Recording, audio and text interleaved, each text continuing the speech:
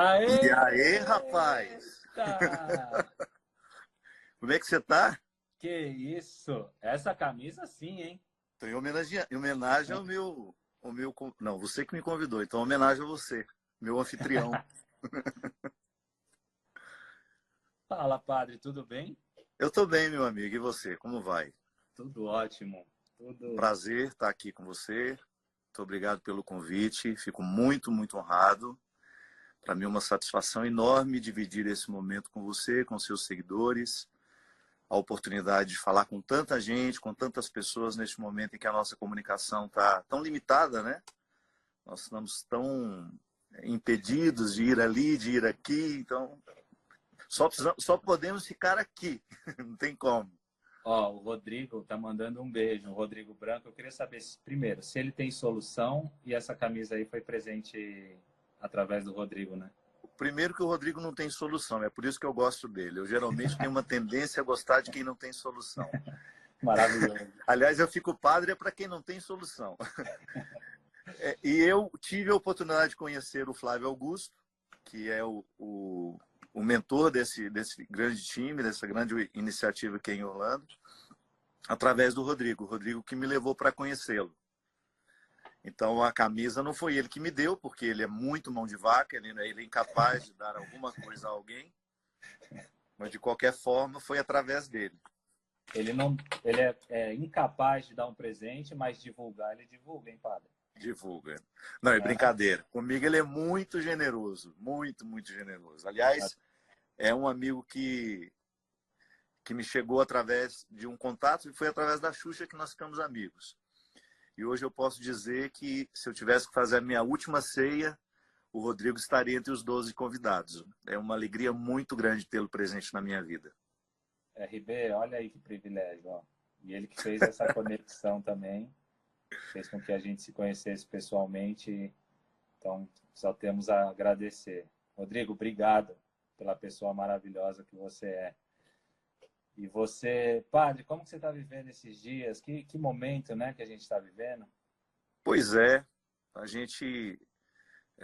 nós nunca imaginávamos um dia passar por uma situação dessa, né? Se naquele dia que a gente se encontrou em Orlando, em janeiro, nós falássemos que daqui a alguns meses nós estaríamos impossibilitados de sair de casa, com as nossas vidas absolutamente modificadas, nós nem acreditaríamos.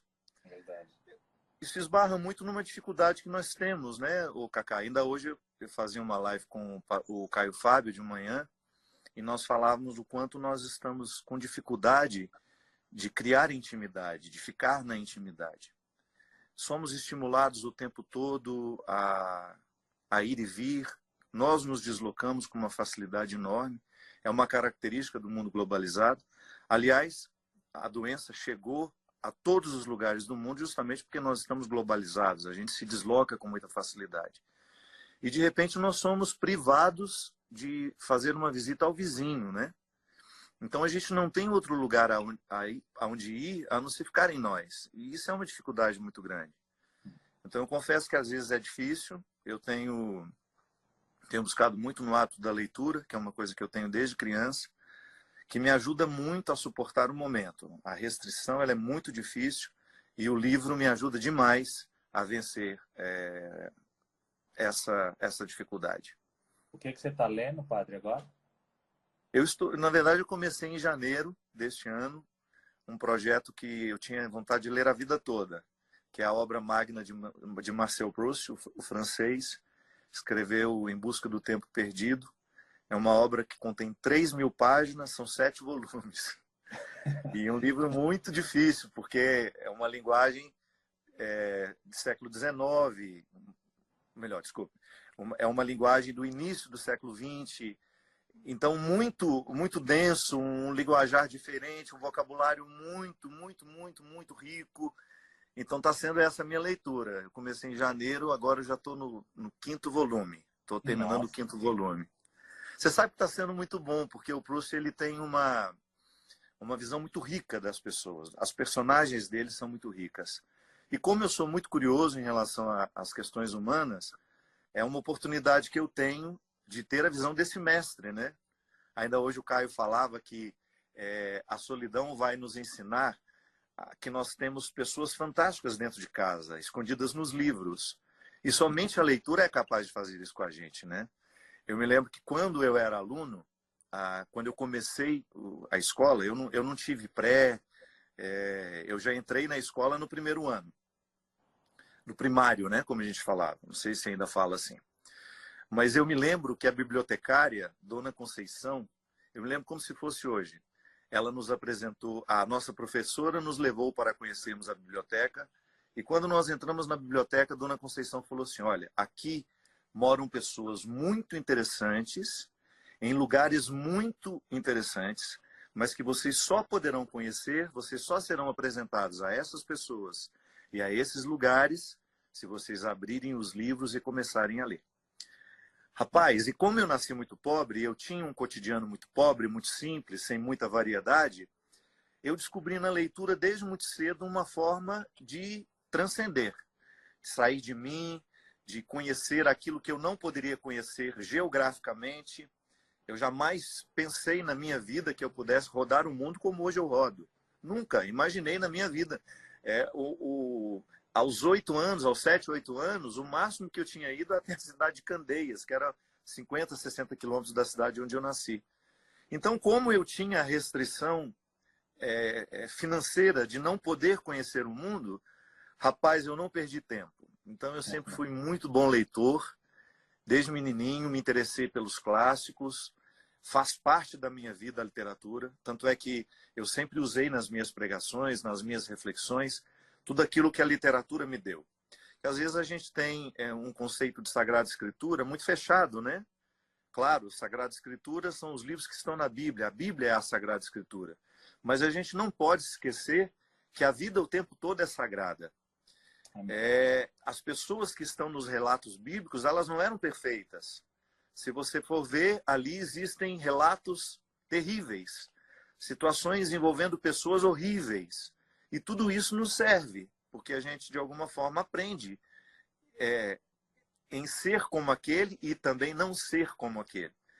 Então, eu nunca consegui dissociar a literatura, os livros que nós podemos conhecer, os romances, como oportunidades que a gente tem de entrar na condição mais sagrada do ser humano. Então, eu gosto de ler. Eu acho que isso faz muita diferença para quem está trancafiado hoje, né? Quando a gente tem hábitos de cultivo interior, isso vai ajudar muito a ultrapassar essa fase difícil.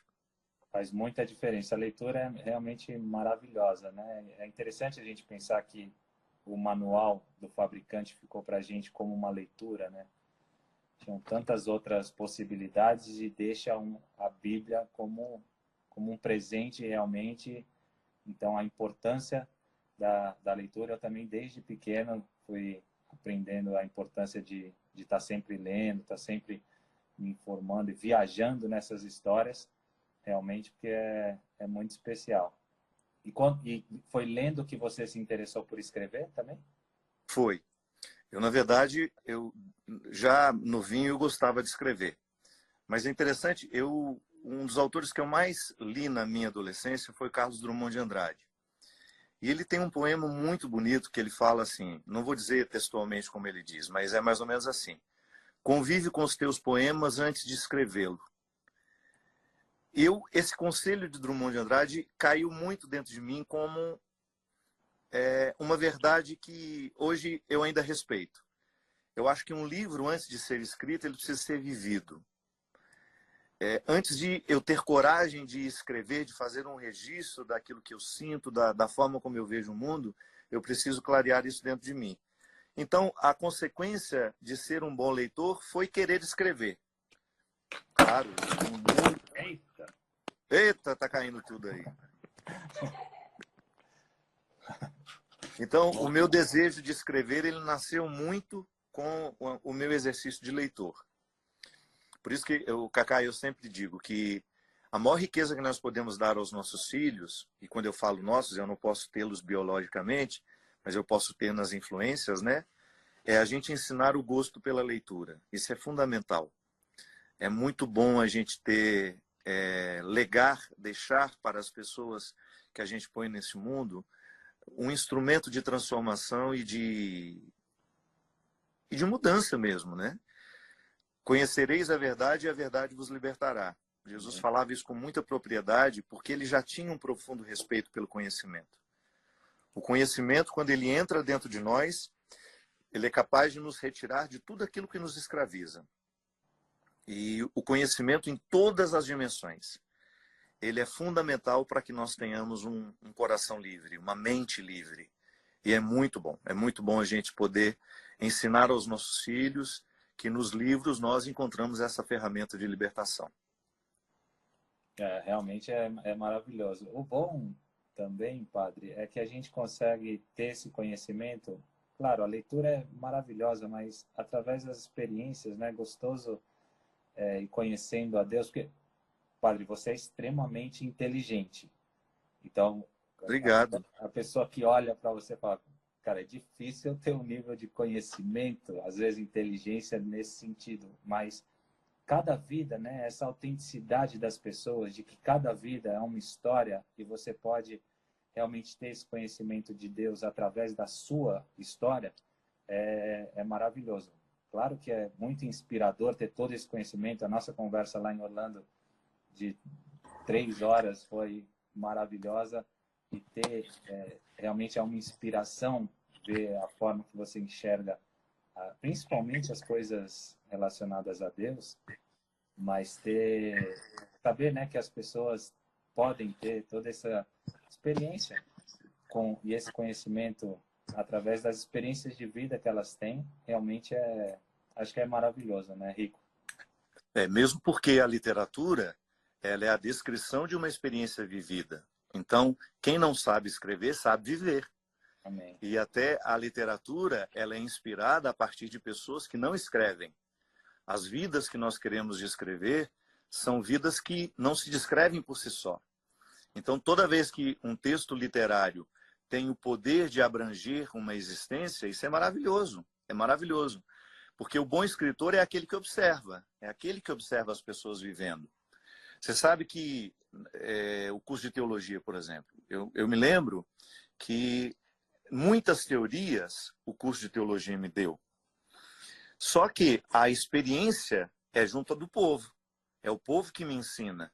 Teologia que não tem cheiro de gente, ela é de gabinete. Ela vai deixar de comunicar, né? Ela vai deixar de comunicar. O padre, o pastor, o líder religioso que vai falar com as pessoas sem misturar a vida das pessoas nas suas teorias, ninguém vai parar para ouvir. As pessoas têm muita sede de ouvir uma palavra que esteja de acordo com aquilo que elas estejam vivendo. Para mim, a maior satisfação, por exemplo, eu tenho um programa de televisão na TV Canção Nova. Quando o programa termina, quando eu vou acompanhar um pouco as redes sociais, a repercussão de como foi, a minha maior satisfação, Cacá, é a pessoa dizer assim, padre, hoje o senhor falou para mim. Ah, que bom. Foi por isso que eu saí de casa. Eu não queria falar com a poltrona. E o bom é quando a minha verdade também está na comunicação, né? Eu não vou ali para fazer uma teoria sobre a vida. Não, eu vou falar com as pessoas a partir das dificuldades que eu enfrento. Eu também tenho as minhas lutas, eu também tenho as minhas dificuldades. E todo mundo que vai me ouvir, de alguma forma, precisa perceber que eu estou falando de mim para atingi-las, para tocá-las. Porque senão fica parecendo que a gente tem uma mágica, né? Uma resposta mágica para os problemas, para as situações, o que não é verdade. O que nos prepara é a vida. A teoria ela é importante para nos ajudar a definir as coisas.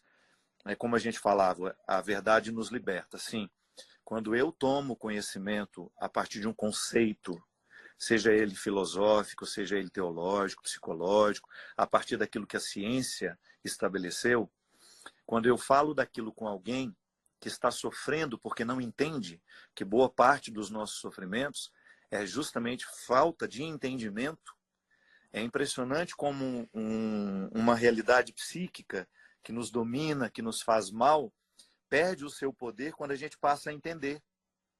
O que é o trauma? É uma realidade que me machucou no momento em que eu não sabia entender. Por isso que uma criança é tão fácil de ser traumatizada. Nós traumatizamos muito as nossas crianças porque nós derramamos sobre elas situações que elas não entendem. Elas não têm ainda o filtro da razão que nós temos para poder identificar, olha, isso aqui eu guardo, isso aqui eu não guardo. Não, a criança ela guarda tudo. Ela não sabe identificar essa palavra do meu pai, por mais dura que seja, eu não mereço ouvir agora. Não, ela vai guardar. Então nós traumatizamos muito os nossos filhos e chega um momento que eles precisam entender por que aquela agressividade é tão presente no adulto. É uma criança que não foi curada, é uma criança que às vezes foi maltratada demais, foi machucada demais. Quantas vezes nós identificamos que as agressividades do adulto hoje não são nem responsabilidades dele do ponto de vista psíquico. Se ele fosse livre, talvez ele não escolhesse ser agressivo como ele é. Mas ele não é livre porque há uma realidade que está traumatizada no profundo do inconsciente que acaba ditando uma regra para ele. Reaja da mesma maneira como reagiram com você. Cacá, eu sempre tive muita dificuldade. Eu já trabalhei com pastoral carcerária, por exemplo. Tive a oportunidade de estar nos presídios, de conhecer situações muito difíceis. E até amigos meus que trabalharam muito mais do que eu me contavam, olha, às vezes eu sento para conversar com um criminoso, com um assassino, e eu não sei quem foi que matou. Porque, na verdade, aquela pessoa é tão machucada pela vida, ela é tão... foi tão espezinhada, tão sem alicerce aquela infância, que ela não teve outro recurso a não ser crescer agressiva, crescer... Claro, não estou justificando. Estou apenas dizendo que quando nós olhamos para uma pessoa, aquilo que nós enxergamos dela é muito pouco para a gente poder dizer que sabe quem é aquela pessoa. Ela é muito mais, meu amigo. Ela é um contexto, uma história que já passou, mas que está presente no coração dela e na mente, atuando e ditando atitudes hoje. Então, às vezes, digamos que eu seja uma pessoa difícil de convivência. Tá, mas por que eu sou tão difícil? Porque eu não tive a experiência do autoconhecimento, ou porque eu não tive não tive a oportunidade de passar por um processo terapêutico, eu vou ser difícil a vida inteira. E eu não vou ter acesso à oportunidade de deixar de ser uma pessoa tão difícil. Ou até mesmo de amenizar um pouco das daquilo que na minha personalidade é tão nocivo para o outro. Então, quando a gente conhece, quando a gente tem a oportunidade de mergulhar no mistério que a gente seja porque um psicólogo me auxiliou, ou porque eu fiz uma terapia de graça com meu amigo, batendo uma boa conversa com ele, um bom papo, né? Eu digo que o melhor Rivotril é amigo. É a melhor forma que a gente tem de ficar em paz, acalmados. Então, a gente vai tendo a oportunidade de viver essa experiência que vai nos fazendo cada vez mais conscientes de quem nós somos. E é tão Cacá, difícil... vou ver se eu acendo uma luz aqui, daqui a pouco eu estou no escuro. Rudinho, pede ver se ele consegue acender essa luz aqui. Mas você ainda está me vendo aí, não está? Estamos. Tá. Ouvindo principalmente, então maravilhoso. Mas a experiência do autoconhecimento é uma boa oportunidade que nós temos nessa quarentena, né? A gente está tendo de conviver mais com a gente, eu sei que não é fácil. Nem todo mundo tem a graça de ter uma ambiência afetiva bacana. Nem todo mundo tem a graça de ficar nessa quarentena numa relação interessante, com pessoas que de fato estejam comprometidas com o seu crescimento, mas é uma oportunidade única que a gente tem de chegar um pouco mais perto de nós. Sabe, eu acho que eu sempre admiro em Jesus essa capacidade que ele tinha. Você pode observar que em todos os grandes encontros que Jesus realiza, ele sempre faz com que a pessoa aproxime-se de si. Porque esse é o primeiro passo para toda e qualquer cura. Se eu não tenho um contato com a minha miséria, com aquilo que de fato me adoece, eu não posso ser curado. E Jesus tem alguns intervalos terapêuticos, né? Por exemplo, quando ele pergunta ao Bartimeu, o cego que estava à beira do caminho, Bartimeu, o que queres que eu te faça? Oh, meu Deus, é claro que Jesus sabia que ele queria ser curado. Mas a gente sabe que Bartimeu vivia numa indigência que ia muito além da cegueira. Bartimeu estava à beira do caminho durante a sua vida inteira. Ele nunca foi o destino de ninguém. Ele sempre esteve à beira do caminho. E Jesus só o percebeu porque Jesus não procurava o que estavam pelo caminho. Jesus tinha uma capacidade enorme de perceber quem estava à beira do caminho. Jerusalém, quem já teve a oportunidade de ir, a cidade era toda murada. E hoje, aquelas muralhas nos recordam que a escória da humanidade ficava de fora. Os leprosos, os doentes, os que não podiam frequentar o templo, era ali que Jesus andava. Era ali que Jesus fazia amigos. Então, a capacidade que Jesus tinha de perceber a necessidade das pessoas era enorme. Então, esses intervalos terapêuticos entre a sua palavra e a cura era sempre para permitir que aquela pessoa ficasse em si. Bartimeu, o que queres que eu te faça?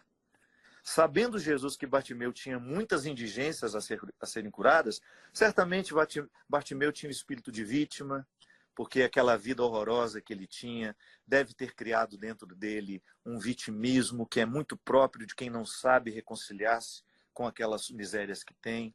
Bartimeu devia ser um homem rancoroso, porque estava o tempo todo recebendo o desprezo das pessoas. E Jesus sabia que a cura da cegueira era apenas um detalhe das muitas outras curas que Bartimeu precisava viver. Essas perguntas... Desculpa, pode terminar. Só para eu terminar. Outro momento que eu acho bonito, que tem um intervalo terapêutico também, é o encontro de Jesus com a samaritana, não, com aquela mulher que ia ser apedrejada.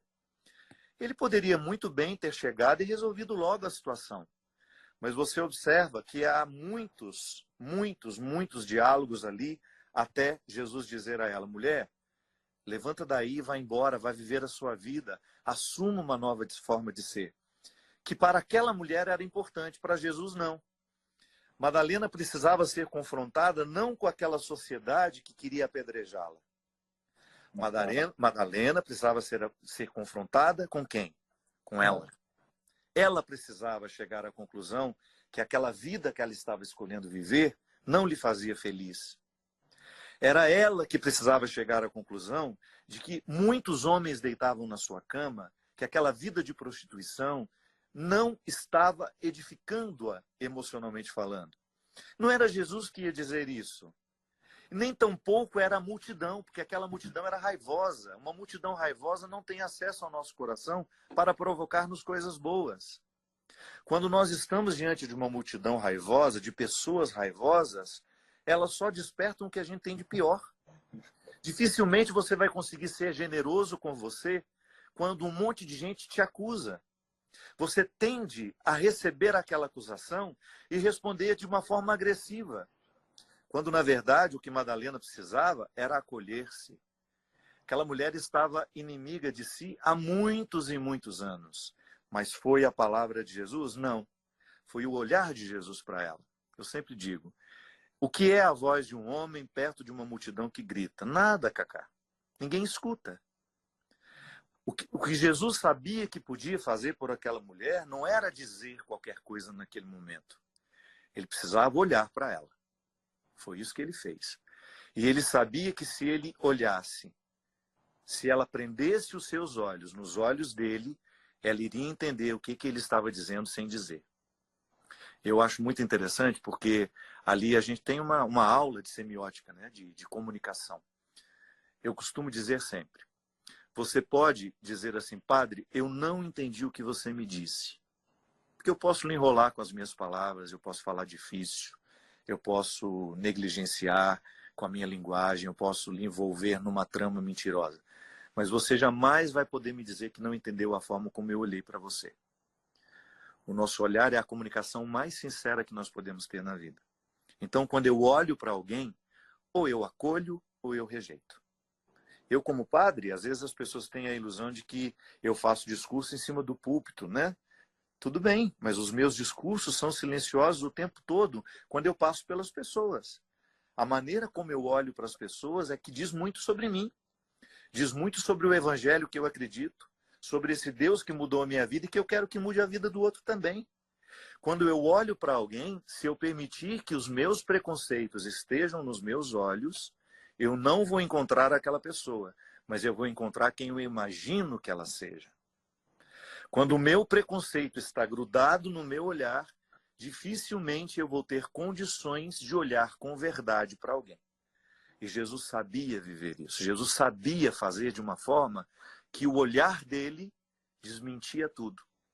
E aquele olhar, em vez de condenar como fazia aquela multidão, ele provocou naquela mulher uma profunda reflexão. Ela começou a pensar na vida que ela vivia, nas escolhas que ela tinha feito até aquele momento e que haviam construído aquele tribunal. Aquela mulher não foi julgada da noite para o dia naquela condenação. Foram escolhas que, infelizmente, ela foi fazendo sem perceber. Claro, os hipócritas que estavam ali do lado, que certamente já tinham deitado na cama com ela, ajudaram-na a construir aquele tribunal. Mas a hipocrisia não permitia dizer. A hipocrisia não permitia que ninguém se levantasse favorável a ela e dissesse, não, não faz sentido nós matarmos essa mulher, porque nós também erramos. Erramos de formas diferentes e às vezes erramos junto com ela, quando nós deixamos as nossas mulheres em casa e nós somos a casa de prostituição onde ela atendia. Naquele momento, ela não tinha como ouvir ninguém. Ela só prestou atenção no olhar de Jesus e foi ele que salvou. Foi ele que a encorajou para que ela se levantasse, para que no momento que ela se levantasse, a multidão se calasse e aquela multidão indignada pudesse pensar, o que essa mulher está fazendo em pé? Ela já estava agachada, pronta para receber a condenação. Mas o olhar de Jesus foi suficientemente forte, comunicante, determinante para que aquela mulher pudesse fazer uma revisão. Então, esse intervalo terapêutico foi o momento da cura. O que Jesus fez por ela, e tanto é que nós podemos dizer que ela se tornou a grande discípula de Jesus, foi ela que testemunhou a ressurreição, foi ela que testemunhou momentos importantíssimos. Claro, existem controvérsias se era esta aquela mulher, se esta é aquela mulher que depois ficou ao pé do Calvário, não importa. Eu gosto de entender que é, pelo simbolismo que isso tem dentro do Evangelho. Primeiro, a força da mulher. É a mulher a primeira que vê que o túmulo está vazio. É a mulher que dá conta de ficar no Calvário. Padre, então, aquela uma... Desculpa te cortar, só para explicar um pouquinho, como que a mulher era vista nessa época? Não só Maria Madalena, mas a mulher em si era vista como um ser humano de segunda grandeza, né? Até aquelas que tinham o direito na participação no templo, elas eram consideradas como sujeitas às vontades de seus maridos. Tanto é que nós temos muitos textos bíblicos que, se não são lidos a partir de uma nova hermenêutica, de uma nova compreensão que nos chegou pela própria evolução, de nós entendermos que homens e mulheres somos todos iguais diante de Deus, nós podemos ser diferentes em responsabilidades, mas não em valor. Tanto é que se nós não reconsiderarmos e não aplicarmos uma nova hermenêutica, a gente tem textos bíblicos que justificam o desprezo pelas mulheres. E eu, pessoalmente, lamento que nós ainda não tenhamos evoluído suficientemente para que a mulher tenha, dentro das nossas igrejas, o protagonismo que tiveram no tempo de Jesus. Só cortando aqui de novo. Hermenêutica é a interpretação daquela passagem para os dias atuais, correto? Hermenêutica, Hermes seria a... Explicar de maneira simples. Hermes era o deus do Olimpo, que conhecendo o segredo dos deuses, interpretou e contou para os homens. Então ficou sendo a ciência da interpretação. Toda vez que nós falamos hermenêutica, nós estamos falando de uma capacidade de, a partir de argumentos, de uma técnica que nos ajuda a entender os textos. Isso é ciência. Então, por exemplo, quando eu faço uma hermenêutica bíblica, eu tenho alguns pontos que eu preciso considerar, senão eu faço uma leitura cega daquele texto. E a partir de uma leitura cega, nós podemos justificar até o assassinato a partir da Sagrada Escritura. A Sagrada Escritura tem histórias horríveis. Se nós não reinterpretarmos, se nós não aplicarmos uma nova hermenêutica, a gente comete crimes em nome de Deus. Então, essa nova interpretação que nós precisamos fazer da Sagrada Escritura nos coloca diante de um grande desafio. Olha para a maneira como Jesus tratou as suas discípulas. E olha para a maneira como nós tratamos, muitas vezes, as mulheres dentro dos nossos contextos eclesiásticos. Estamos avançando, mas estamos muito lentos perto daquilo que nós precisamos avançar. A mulher é a protagonista da ressurreição. E, como volto a dizer, não temos as garantias de que era a mesma mulher, mas pensar que aquela mulher que estava prestes a ser apedrejada, para depois estar no lugar principal da nossa fé, que é testemunhando a ressurreição de Jesus, É muito sugestivo, Cacá. Aí a gente entende aquela palavra difícil e dura de Jesus para os discípulos. Cuidado, porque as prostitutas os precedem na entrada no reino dos céus. Então, se você for pensar, todo mundo que era considerado escória da humanidade, diante de Jesus, alcançou altos postos. Não no sentido de ter uma vaidade, como muitas vezes nós interpretamos o poder, né? Aliás, o poder, dentro do contexto religioso, se ele não é considerado serviço, ele faz mal. O poder que eu tenho como padre não é para eu ser o mais bonitinho de todos, o que vai ser paparicado, não. O poder que eu tenho é serviço.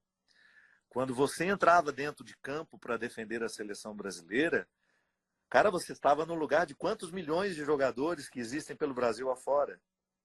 Aquele poder você poderia interpretar como uma vaidade.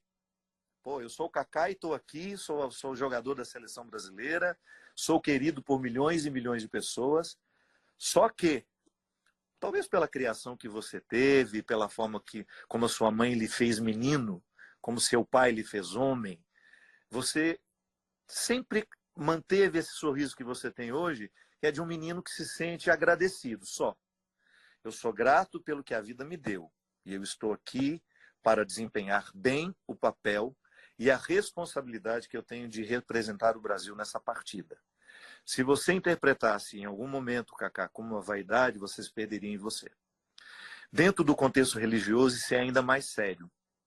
Porque onde há poder, há paparicação. E onde há paparicação, onde há essa bajulação, há uma enorme possibilidade das pessoas se perderem de si mesmas. Porque nada pode nos estragar mais do que quando somos bajulados. Nós precisamos de pessoas que nos coloquem no eixo, que nos coloquem na verdade. As celebridades, as pessoas que ganham o mundo, todas elas precisam de alguém que faça o contraponto, que jogue na realidade, que lembre quem ela é, de onde ela saiu, porque senão a gente se transforma em pessoas insuportáveis. Você E teve Jesus... essa pessoa? Como? Você teve essa pessoa que te cortava as asinhas, vamos dizer assim, no momento que você achava que... Tô olhando aqui para ela. Tá. Ah, meu amigo, eu nunca desprezei os velhos amigos.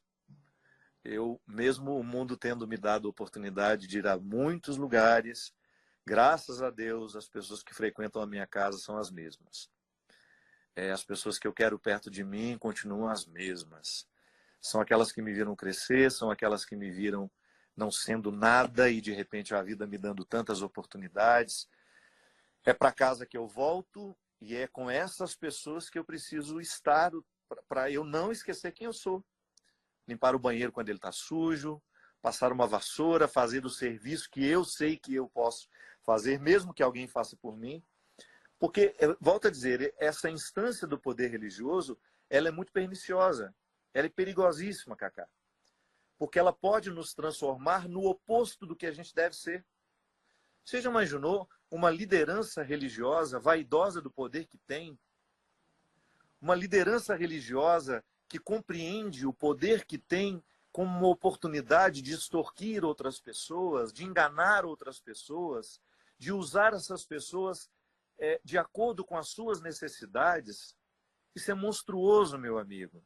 E também não é sem motivo que Jesus disse, olha, se por acaso, ele olhando nos olhos dos discípulos, ele disse, se por acaso, ele apontando para o povo, se um dia vocês disserem qualquer coisa que possa fazer se perder essa gente, é melhor que vocês amarrem uma pedra de moinho no pescoço e que vocês se joguem no fundo do mar.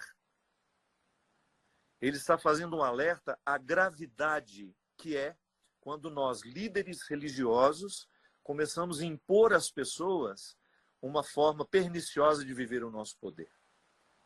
E é lamentável que tantas vezes o poder religioso tenha sido considerado por muitos como uma forma de prevalecer sobre os outros ou de ganhar vantagens. Porque é assim, você sabe, você desfruta da fama. Você sabe que onde você chega as pessoas querem te cortejar. É uma forma que elas têm de demonstrar o carinho. Mas quando se trata de um poder religioso e isso acontece, nós temos o risco de nos transformar no oposto do que nós devemos ser, né? que é uma anulação, uma declaração de inutilidade da responsabilidade que eu assumi. Eu, como padre, o que as pessoas esperam de mim é que eu faça com que elas se aproximem cada vez mais do Senhor. Essa é a minha missão. Eu não quero que elas se prendam a mim. Eu não quero que elas fiquem presas em mim. Eu quero que elas fiquem cada vez mais livres diante de Deus, a ponto de elas um dia chegarem a dizer: o Padre Fábio foi importantíssimo na minha caminhada, mas hoje ele não me serve mais. Eu já preciso de mais pessoas, de outras pessoas. Porque a minha passagem pela vida das pessoas, ela é relativa, mas só Deus é definitivo. E eu preciso passar. Eu não posso ser definitivo na vida de ninguém. Claro que emocionalmente eu quero ter vínculos definitivos, mas eu não posso ter a pretensão de que eu vou ser o padre que falará sempre com aquela pessoa. Quantas vezes eu encontro: padre, eu te ouvi tanto na minha adolescência, foi tão importante para mim naquela época. Pode ser que ela esteja me dizendo: foi importante naquela época, mas hoje eu não escuto mais o senhor, estou escutando outro. E eu nem pergunto para não ficar decepcionado, para não ficar vaidoso. Porque talvez eu tenha lá no fundo um desejo de ser eterno na vida das pessoas. Mas é errado da minha parte. Se eu alimentar essa vaidade, eu estou errando contra o princípio que me faz estar aqui. Eu quero anunciar o Evangelho, quero ser um portador dessa boa notícia. Eu quero que a palavra de Jesus chegue ao seu coração da mesma forma como ela chegou no meu, que foi exatamente igual no coração de Maria Madalena. Jesus, eu não entrei pela porta da frente, eu nunca fui o mais acreditado, eu nunca fui aquele que dava bom exemplo, eu nunca fui o seminarista maravilhoso, nunca fui, nunca fui. Então eu não tenho a pretensão de querer falar com as pessoas perfeitas, porque eu não sou perfeito.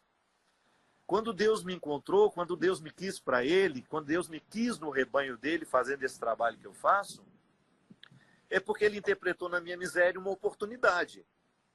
Ele descobriu: olha, esse rapazinho ali é defeituoso, mas ele pode fazer alguma coisa de bom. E eu estou aqui. Isso é legal, porque fica muito claro. Ó, eu vou só chegar para cá, porque começou a chover e a chuva está pegando a minha mesa aqui, tá? Que eu estou na rua, estou de fora. Só um minutinho. Vai.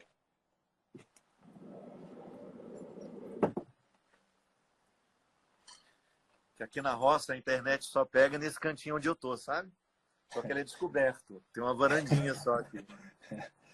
Aqui a internet é movida a lenha. Põe lenha aí nesse telefone. Mas agora a chuva não está pegando aqui mais, não. Ó, Carol tá falando aqui que é um privilégio estar na fazenda, porque a gente está dentro de um apartamento e... Pois é, você me falou me falou essa semana que você estava sofrendo, né, com o confinamento. Eu estou aqui, o único barulho que eu tenho é rural. Carol, quando passar a quarentena, vocês vêm. Vamos. A Carol disse que vai fazer um arroz com inhame. Ela ouviu hoje cedo que você gosta de minha comida preferida é inhame. Vai fazer um arrozinho com inhame. Padre, mas falando dessas escolhas, né, de Jesus, até os discípulos que ele escolhe, até os discípulos que ele escolhe, né, são 12 caras que... Depois você fala: pô, mas ele escolheu 12 caras tudo errado. Tudo estrupiado. Mas não é que é tudo errado, é o que tem, né? É o que nós somos. E o que é interessante, quando você vê esses estrupiados que deram moral para Jesus, de alguma forma, né? Quando chega um diplomado, não vai. Que é aquele menino que a gente chama ele de jovem rico. Na verdade, não é a riqueza que a gente está falando. Não é riqueza material. Não é riqueza. Temos até produção aqui agora. Aí, melhorou. Melhorou?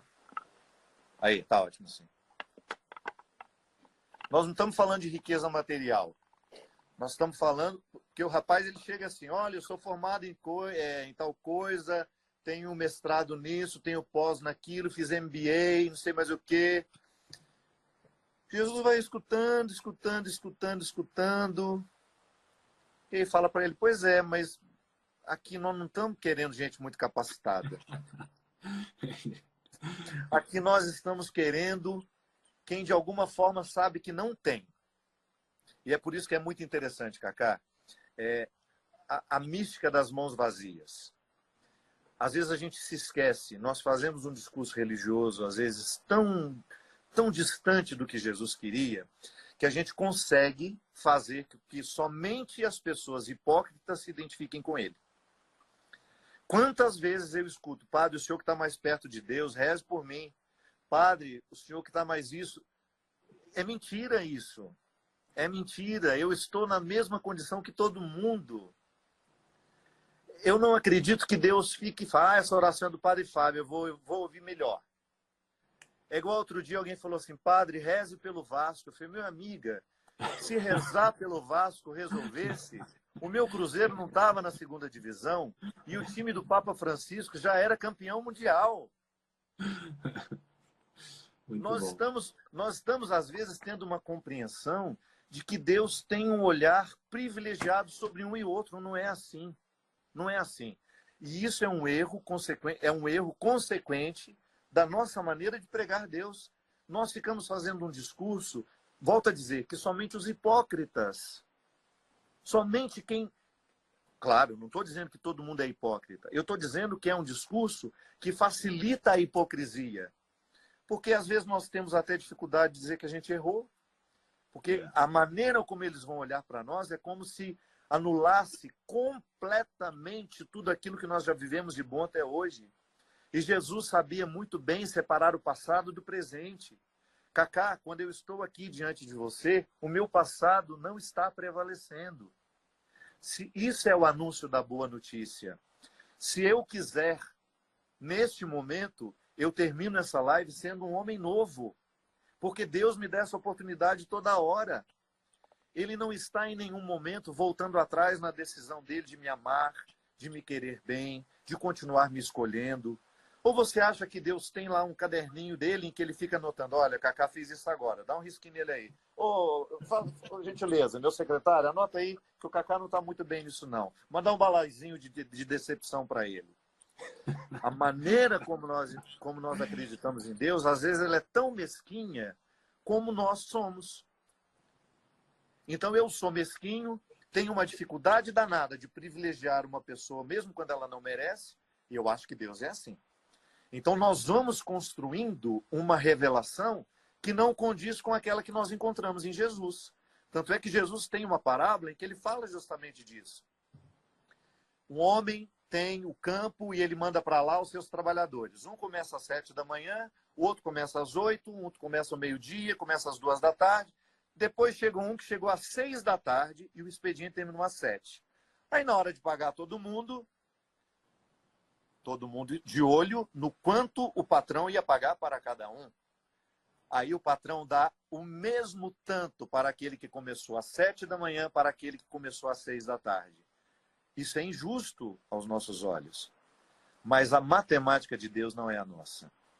Eu lamento informar os moralistas de plantão, aqueles que gostam de condenar ao inferno quem eles nem conhecem. Eu lamento informar àqueles que estão o tempo todo com o martelo e a foice na mão.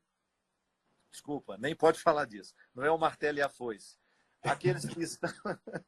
Aqueles que estão o tempo todo com as suas ferramentas de destruição, aqueles que estão o tempo todo com as suas armas apontadas para caluniar, para fazer isso, para fazer aquilo.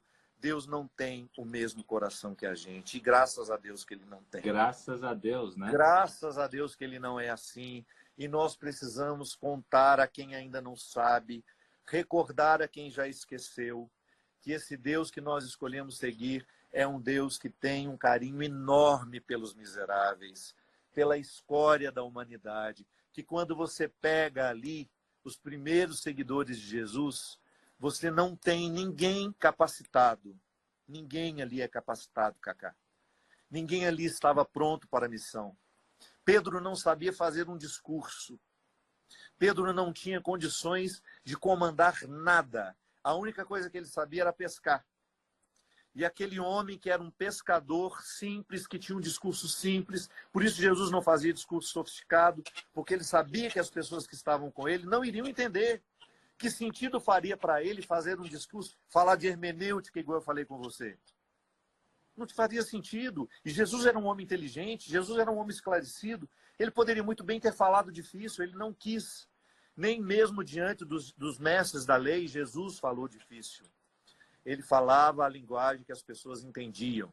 E qual era a linguagem que as pessoas precisavam entender naquele momento? Que Deus é amor, que Deus é reconciliação, que Ele não é cruel como aquele processo religioso havia incutido na cabeça deles. Aquelas pessoas estavam muito machucadas do ponto de vista religioso. Elas não se sentiam dignas. Por isso que quando nós temos um discurso assim, nós ficamos facilmente hipócritas. Quando eu não tenho a oportunidade de ser quem eu sou e me sentir amado por ser quem eu sou, meu amigo, eu vou dar um jeito de fingir. Você tem quantos filhos? Eu tenho 2, o Luca com 11 anos e a Isabela com 8. Pronto. Você tem a oportunidade de ser Deus na vida dos seus filhos. Deus em pequenas medidas, diferente. Por quê? Se você tratar o Luca de uma maneira que ele tenha medo e receio de contar a verdade para você, Cacá, você vai ser sempre um pai de quem ele teme. Pode até ter respeito por você, mas não chega a ser amor. Quando você dá ao Luca, desde pequenininho, a oportunidade de chorar diante de você, de falar das fraquezas dele sem temer o seu julgamento, quando a sua justiça com o Luca for, meu filho, isso está errado, vou chorar com você, mas está errado. Quando a sua justiça for amorosa, você incute no coração do Luca um relacionamento que ele vai ter com você o resto da vida. Que é uma sinceridade que dá a ele a oportunidade, o direito de ser quem ele é. Meu caro, e nada pode ser mais libertador do que isso. Porque senão você vai motivar a hipocrisia do Luca. A mesma coisa com a sua filha. E com os que virão. Que a Carol está aí toda disposta a montar um time de futebol, que eu sei. Quando vierem os outros filhos, e você vai ter a oportunidade de ser como Deus na vida deles. Cacá, muita gente tem dificuldade de acreditar que Deus é pai. Por quê? A imagem que tem do pai é muito cruel.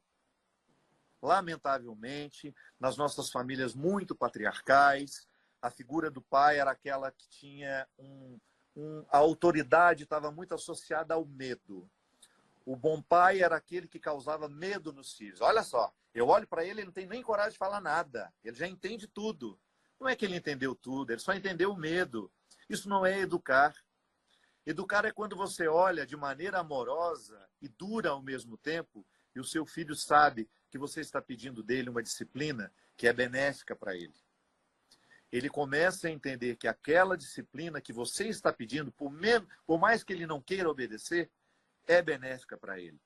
Então, a verdadeira autoridade do pai dentro de casa é aquela que consegue, com o filho, essa relação de justiça e de amor. Então, na nossa relação com Deus, acontece a mesmíssima coisa. Eu preciso ter uma experiência de um Deus justo? Preciso. Nós não podemos ceder e dizer que o absurdo é permitido diante dos olhos de Deus. Não, nós não estamos falando disso. Nós só não podemos nos esquecer que essa justiça é misericordiosa. O que é misericórdia? Sentir com o outro a sua miséria. O mistério da encarnação. Domingo passado nós celebramos isso. Foi domingo passado ou foi essa semana? Foi essa semana, né? Daqui 9 meses será Natal. Nossa Senhora recebe no seu ventre a figura, a presença de Deus. Então Deus está num colo humano. Tá bom. O mistério da encarnação fez com que Jesus viesse e experimentasse tudo que é humano. O gosto das coisas, o sabor dos sentimentos, a tristeza de perder um amigo, como é no Evangelho de hoje. Jesus ressuscita Lázaro porque sentia falta dele. A ambiência emocional humana de Jesus ficou mais pobre com a morte de Lázaro. Por quê? Betânia, a casa onde morava Marta, Lázaro e Maria, é o lugar que Jesus passava para descansar. Aliás, eu sempre penso nisso. Um lugar que Jesus não precisava ser Deus. Em que você podia ser só Jesus. Aquele homem cansado que chegava, que eles iam servir uma água, lavar os pés, deixá-lo dormir um pouco. Não tinham nem coragem de pedir um milagre para ele. Sabe aquela casa em que você é só o Kaká? Não é o jogador de futebol famoso? Que ninguém pede para tirar uma foto com você, que ninguém te pede um favor, que ninguém lhe pede uma indicação. Não. Você é só você. Assim era Jesus na casa de Lázaro, Maria e Marta. Ele só não deixava de ser o Jesus público, por quê? Porque ele falava coisas maravilhosas. Tanto é que Maria disse, Marta, para de trabalhar um pouco, mulher. Vem ouvi-lo. Você está tão preocupada em fazer isso e fazer aquilo. Olha ele aqui conversando com a gente. É a maior riqueza que nós podemos ter nesse momento, é ouvi-lo. Marta, Marta, Jesus diz para ela, tu te inquietas com muitas coisas. Maria escolheu a melhor parte. Vem cá, vem fazer parte da prosa. Era o único momento que Jesus era Deus para aquelas pessoas. No mais, ele era um Jesus de convivência. E Jesus sentiu tanto a morte de Lázaro que ele ressuscitou o amigo dele. Ainda hoje eu pregava sobre isso para as duas pessoas que participaram da minha missa. Eu falava, gente, a ressurreição de Lázaro nos recorda o quanto Betânia era importante para o coração de Jesus. Betânia era o lugar que Jesus era gente. Era o lugar em que ele podia ser ele, em que ele podia desfazer as sandálias, os nós das sandálias, tirar a túnica, ficar à vontade. Então, esse Deus humano, que conheceu a minha miséria, que chorou a morte do seu amigo, que sentiu fome, por que não? Jesus sentiu fome. Jesus andava longas distâncias, com o mínimo na sua bagagem, nos seus alforjes. Ele não tinha água em abundância, certamente ele vivia restrição de água naqueles deslocamentos longos. Ele podia muito bem, como homem-deus que ele era, falar, olha, vamos bater aqui, vai sair a água. Não, ele fez questão de provar todas as instâncias da humanidade, porque assim compreendia Deus, Deus Pai, que o mistério da encarnação seria total, seria pleno. Ele não viria só para provar o que era bom. Tanto é que ele morre assim, condenado da pior forma, condenado de forma brutal, condenado de forma injusta, cruel. Mas por quê? O projeto de Deus para o seu filho era que ele trouxesse a eternidade para nós e, ao mesmo tempo, ele comunicasse a Deus como era ser um de nós. O mistério da encarnação, por essa passagem de Jesus, os 33 anos de Jesus, ele leva a Deus tudo aquilo que nós somos. Então, certamente, convivendo com aqueles miseráveis, Cacá, ele levou as informações mais preciosas sobre nós para Deus. Por isso que eu não tenho medo de Deus. Por pior que seja o meu pecado, por mais vergonhosa que seja a minha situação, eu sempre vou ter coragem de olhar nos olhos dele e dizer, sim, eu fiz isso. Porque eu sei que o olhar dele para mim é como daquele pai que conseguiu autoridade sobre o filho. É uma autoridade amorosa. Então é por isso que eu me curo todos os dias. Eu morro todo dia e eu ressuscito todo dia. Porque eu sei que Deus me dá essa liberdade de ser diante dele só aquilo que eu posso ser. Eu não tenho que inventar ninguém para ele amar. Ele me ama como eu sou. E aí você vai para a fazenda, fica aí escondido e fazendo o seu processo de autoconhecimento com Deus. Na minha fazenda não, que na verdade aqui é minha casa, né? Eu moro na roça. E é bom morar aqui.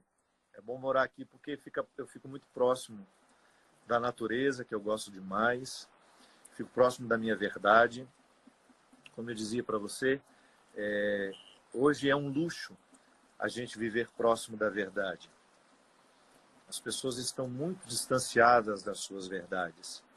Tem sido muito comum as pessoas ficarem convivendo com a mentira o tempo todo, em ambientes falseados, em ambientes montados, construídos, cenográficos. Tem gente que vive eternamente num Projac, né?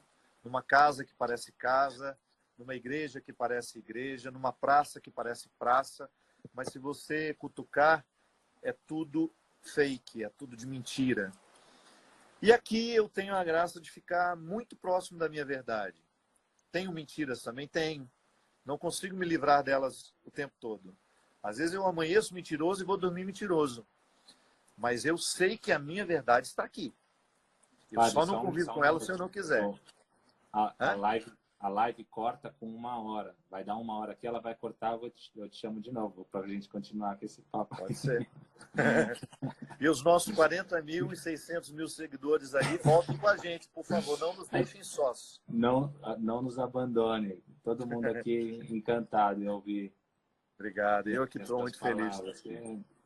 Maravilhoso. Obrigado por compartilhar esse conhecimento. Eu que agradeço. Essa teoria, enfim, vai cair aqui e eu já te chamo aí. Já vamos desligar então, para voltar então logo. Vai. Vamos lá. Vamos voltar, hein, gente? Calma aí. Voltou? Estamos de volta no segundo tempo. Segundo tempo do jogo do Orlando City. Ai, meu Deus. E o Mas, nosso ponto padre, chegando? você estava falando um pouco desse mundo de fantasia que a gente vive. Você acredita que muito disso é devido às redes sociais que a gente tem hoje, que não, a culpa, claro, não é da rede social, mas ela é só uma plataforma da gente demonstrar um pouco das nossas mazelas, né, emocionais e espirituais? Eu acho que a rede social, ela facilita esse caminho de hipocrisia, né? Por exemplo, eu frequento o Twitter e eu frequento o Instagram. O Facebook, eu tenho uma página lá que era administrada pela Sony, a minha antiga gravadora, e atualmente... Deixa eu tomar um gin aqui que eu preparei para mim. Não fala isso que os moralistas... Brincadeira, não bebo não. Eu nem posso beber, é minha aguinha. Bebe o gin que eu vou beber o vinho aqui, que a Carol abriu também. Nem vinho eu posso, você acredita? Eu descobri que o álcool não gosta de mim, aí foi bom. Aí, estava dizendo, eu frequento o Twitter e frequento o Instagram. E é impressionante como o Instagram, ele facilita muito a cultura do falseamento, porque é a rede da imagem. Então, na imagem, nós temos mais facilidade de falsear. E o que eu acho perigosíssimo da rede social que permite o falseamento é quando nós precisamos reforçar a falsidade o tempo todo para a gente se sentir vivos. Você pode observar que, às vezes, as pessoas viajam não porque elas querem viajar. Elas viajam porque é quase uma questão de necessidade de alimentar uma rede social. Muito bom. Posso contar a mensagem que eu recebi sua? Pode. Eu viajei com a Carol agora, no começo do ano, antes, né, de toda essa pandemia, eu estava esquiando com ela e recebo uma mensagem do meu querido amigo Fábio de Mello falando: por favor, não poste nada dizendo, já que vocês estão perguntando por que de todas essas roupas, vou explicar cada uma das etapas para se vestir na neve. Eu vi amigos meus se prestando a esse papel, esticando as roupas em cima da cama para mostrar o que veste, o que não veste. Olha, muita gente perguntando. Mentira, eu estou aqui, não tem neve nenhuma. O que eu perguntei? A maioria mora lá em Saquarema, Nova Iguaçu. Ninguém está perguntando nada, mas a pessoa tem tanta necessidade de criar um estardalhaço em torno da viagem maravilhosa que ela está fazendo, que ela vai dizer que tem muita gente. Outro dia também eu desmascarei um amigo meu. Estava com uma blusa, ele vestiu. Olha aqui, gente, muita gente perguntando onde é que eu comprei. Eu mandei para ele: para de mentira, que ninguém perguntou nada. Quer agradecer logo que alguém te deu essa camisa? Agradece, mas não fica dizendo: olha, tanta gente me perguntando. Mentira. E é engraçado porque a gente vai criando este hábito de mentir. Nós também, de alguma forma, temos que fingir que acreditamos na história que a gente está contando. Então é aquela história. Viaja porque precisa demonstrar que está feliz. Viaja porque precisa demonstrar um certo status social. Cara, eu acho que é o contrário. Nós estamos indo para um caminho em que nós estamos tornando público aquilo que é essencialmente particular. Cacá, o que me interessa que você comeu na sua janta? A não ser que você seja nutricionista. O que me interessa? Nós criamos uma mentira para nós que as pessoas estão interessadas no restaurante que a gente foi. Tá certo, se é um trabalho que você faz, se trabalha com gastronomia, ou você está fazendo parcerias com aquele restaurante, vai lá, mostra. Agora, você não pode ficar nessa ilusão de que as pessoas estão muito interessadas em saber o que você comeu ali, o que você comeu lá, qual é a dica que você dá disso, qual que é a dica daquilo, porque isso está gerando uma cultura em que as pessoas passam a querer reproduzir a mesma coisa, né? E eu acho que isso é extremamente danoso para nós, Porque você deixa de apreciar a viagem, você deixa de viver o que realmente pode ser vivido, o bonito de estar ali com a sua família. Eu não estou dizendo que a gente não deva fazer, claro, poste alguma coisa, é bacana, você tem o direito de fazer isso, mas não faça, não viaje para isso.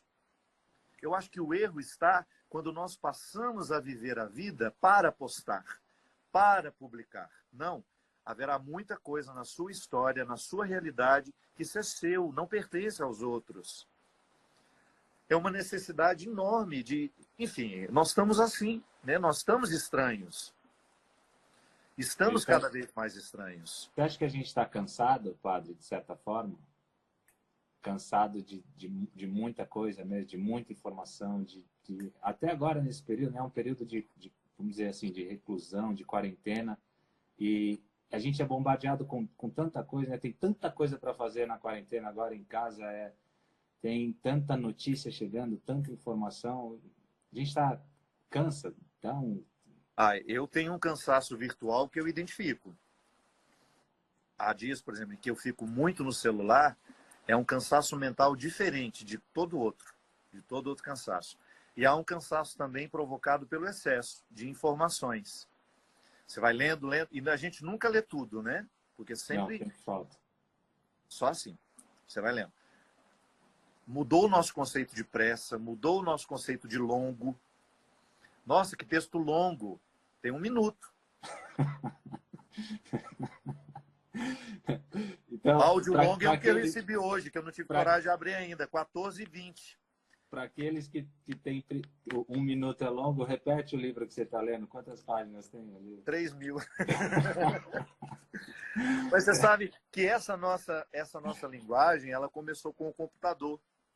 Eu não sei se você lembra, acho que você era menino ainda, mas quando a gente começou a ter computador, era muito comum falar, eu preciso trocar meu computador porque ele está lento. O que é lento?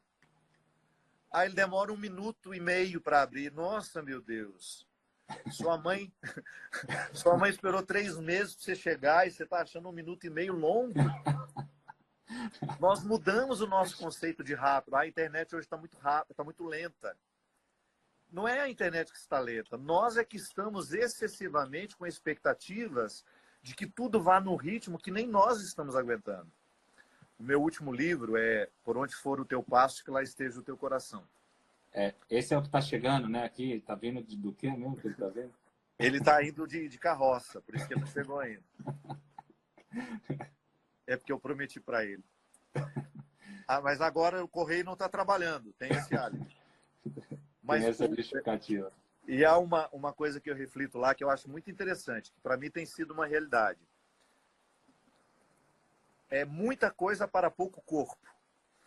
O corpo é um só. Mas nós temos tantas exigências, que o corpo não dá conta. O corpo não dá conta.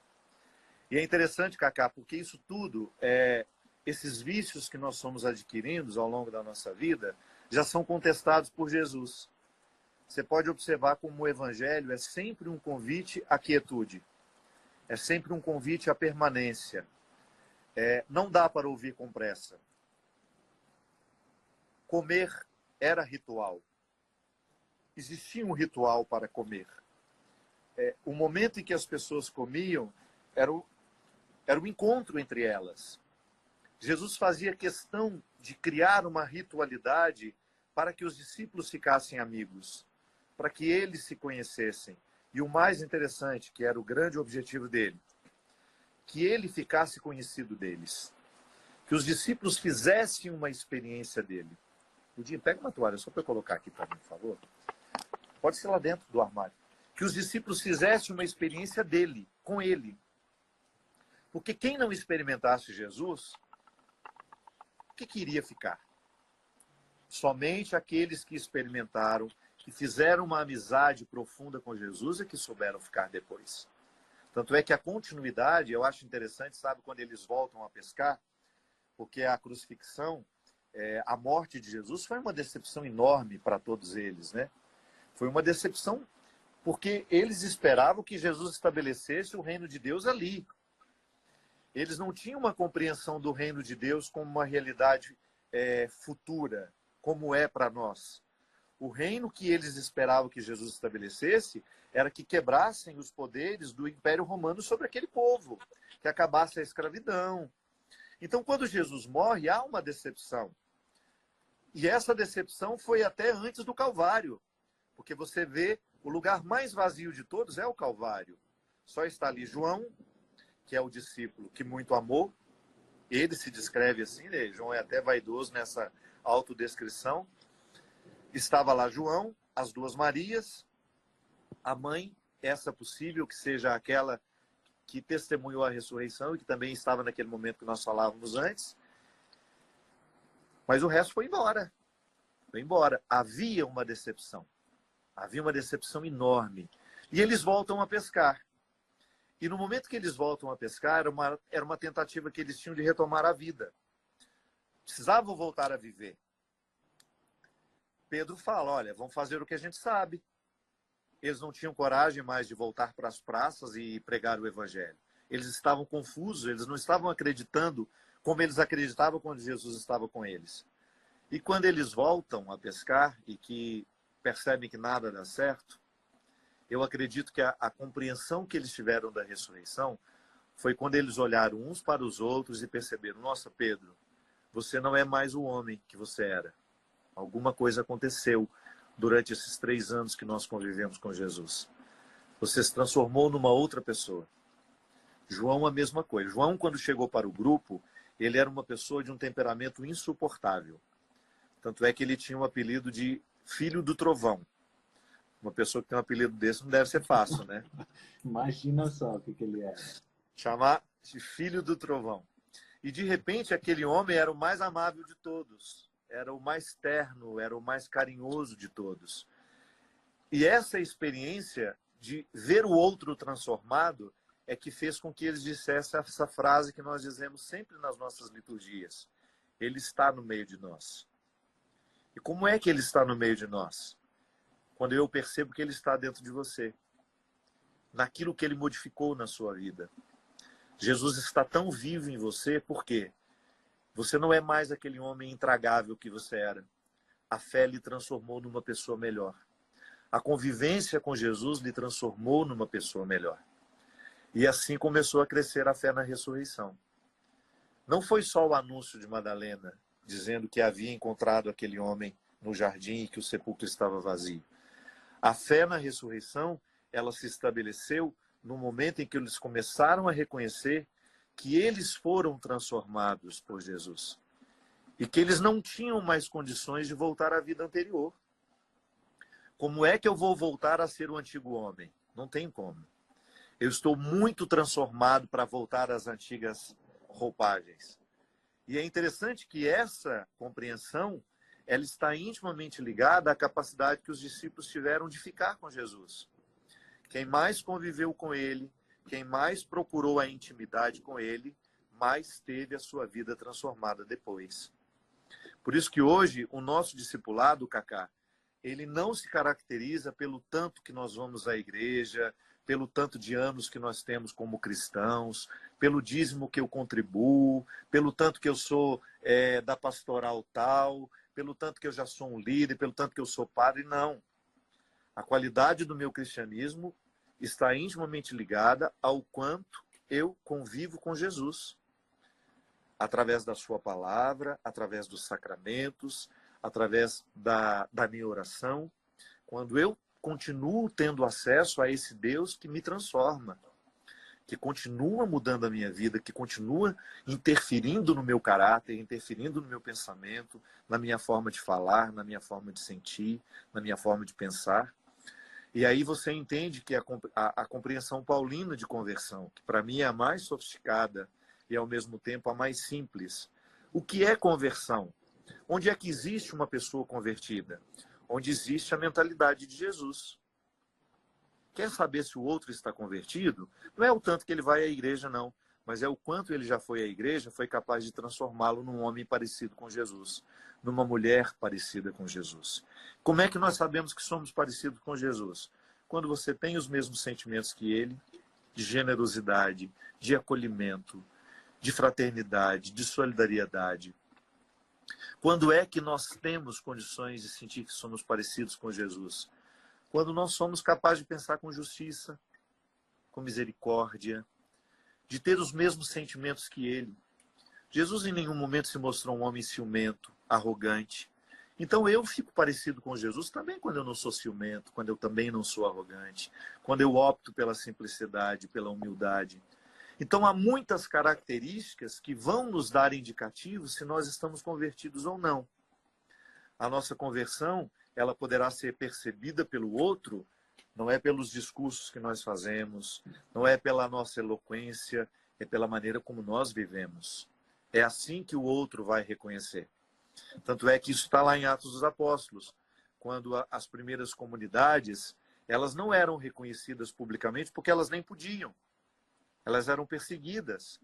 A gente não pode esquecer que durante os primeiros 300 anos após a morte de Jesus, era proibido ser cristão.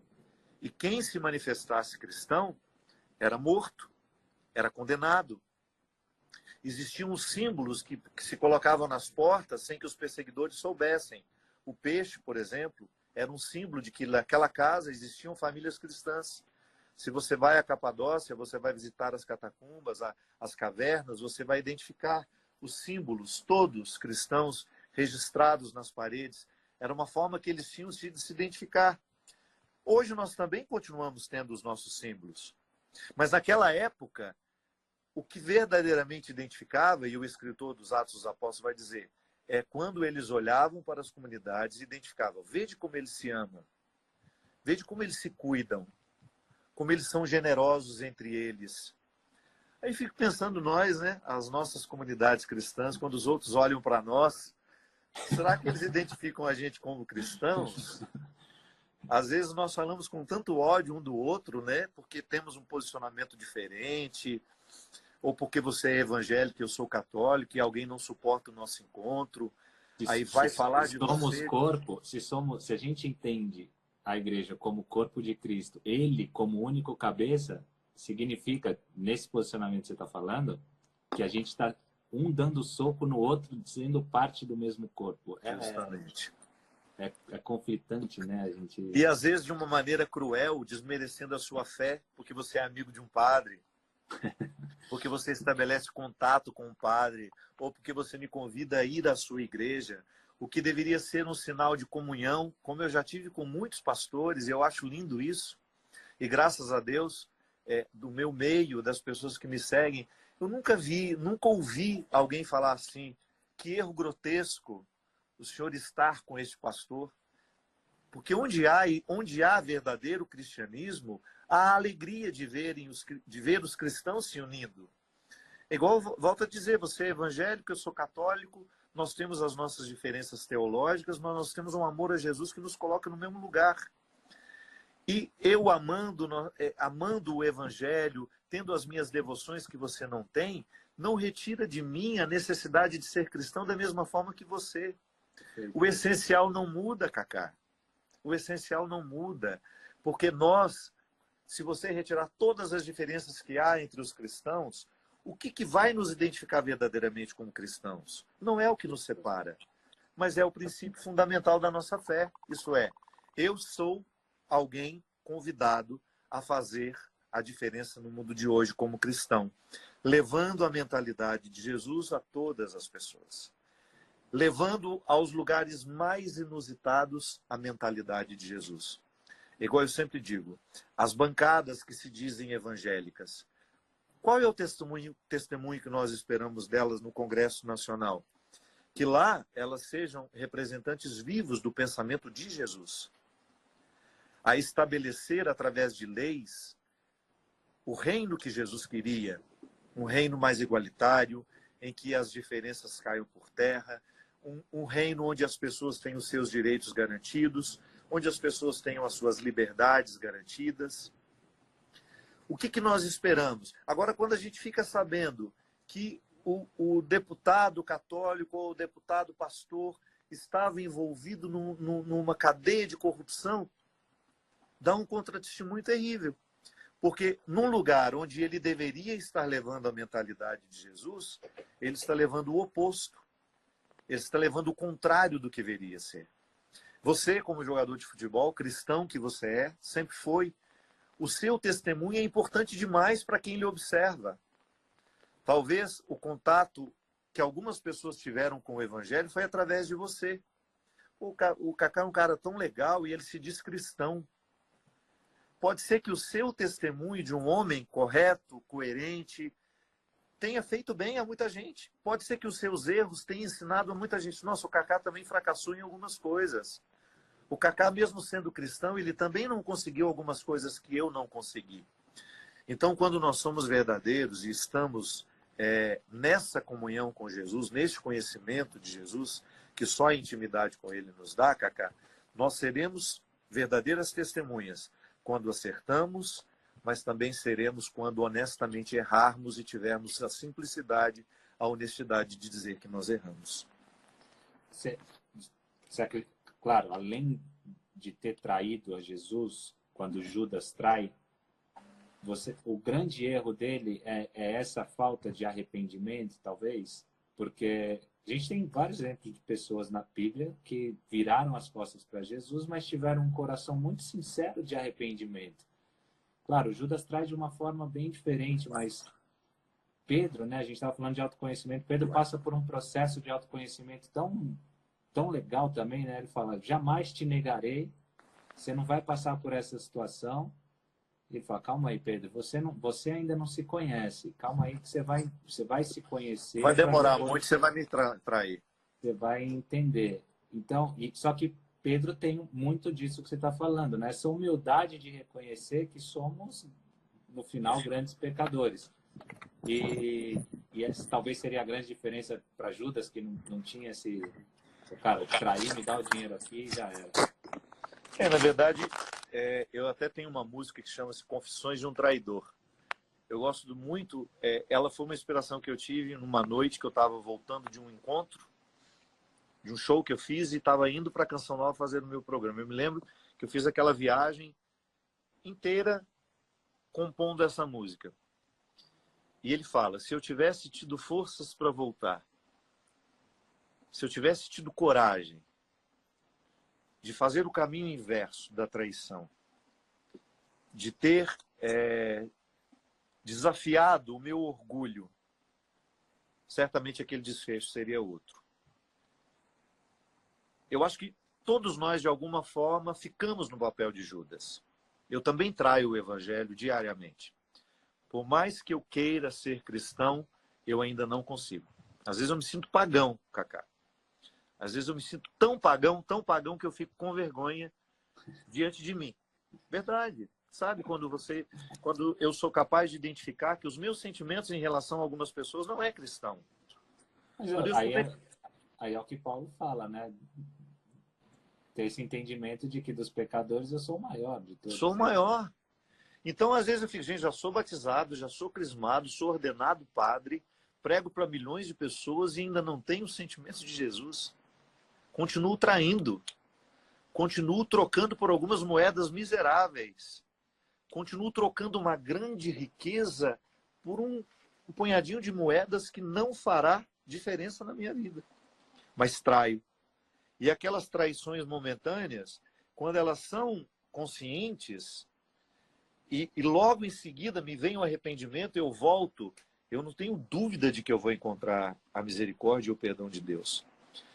E é tão interessante identificar que esse caminho de volta, ele precisa ser feito todo santo dia. A minha mãe, eu não sei se você tem esse hábito, mas a minha mãe me ensinou uma regra muito preciosa, que era fazer o exame de consciência antes de dormir.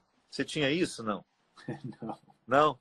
A minha mãe ensinou, a gente não podia ir dormir sem fazer isso. E o que era o exame de consciência? Passava o dia. A maneira como eu tratei meu irmão, ela colocava as regrinhas. Ó, você vai pensar como você tratou a mim, primeiro ela.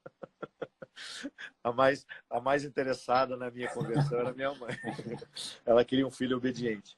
Você vai prestar atenção como você tratou sua mãe, como você tratou seu pai, como você tratou seus colegas na escola, como você tratou sua professora, como você realizou as suas funções.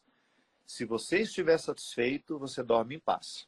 Aí tinha uma oraçãozinha que a gente fazia para agradecer por ter conseguido viver bem. Se não tiver satisfeito, faz o quê? Ah, meu amigo, era uma ladainha que você não faz ideia. Que às vezes eu rezava dormindo na ladainha. Então, às vezes durante o dia eu ficava pensando, opa, eu vou fazer isso para não precisar rezar a ladainha de noite. E a minha mãe foi muito sábia me ensinar isso. Porque hoje, claro, eu não tenho mais a ladainha para rezar, mas eu durmo melhor quando eu tenho consciência de que eu vivi bem. É uma música do Padre Zezinho que talvez você já tenha escutado, né? A regrinha para você viver bem é amar como Jesus amou, sonhar como Jesus sonhou, pensar como Jesus pensou, viver como Jesus viveu, sentir o que Jesus sentia, sorrir como Jesus sorria. E ao chegar ao fim do dia, eu sei que eu dormiria muito mais feliz. Eu até gravei essa música com a Fernanda Takai. Olha que interessante. Dormir mais feliz, na compreensão cristã, é você ir dormir tranquilo de saber que você conseguiu ser com as pessoas o mesmo que Jesus seria se ela estivesse aqui no seu lugar. Frequentando os lugares que você frequenta, falando com as pessoas que você fala, sendo esposo da sua esposa, sendo esposa sua. Então, eu sempre tenho um papel que eu preciso passar o meu cristianismo. Eu sou filho da dona Ana, então eu quero ver como é que eu sou cristão sendo filho dela. Sou amigo da Lourdinha, eu quero ser cristão com ela na nossa amizade. Então, todo o papel social que a gente desempenha nos pede um exame de consciência diário. Eu fui bem naquele papel? Eu sou um bom pai? Eu hoje tratei os meus filhos como Jesus trataria se fosse pai deles? Cara, esse imperativo modifica a nossa vida. É o que São Paulo chamava de metanoia, que é a mudança da mentalidade. Quando é que eu me sinto cristão? Quando eu sou capaz de ser fiel àquilo que eu assumi.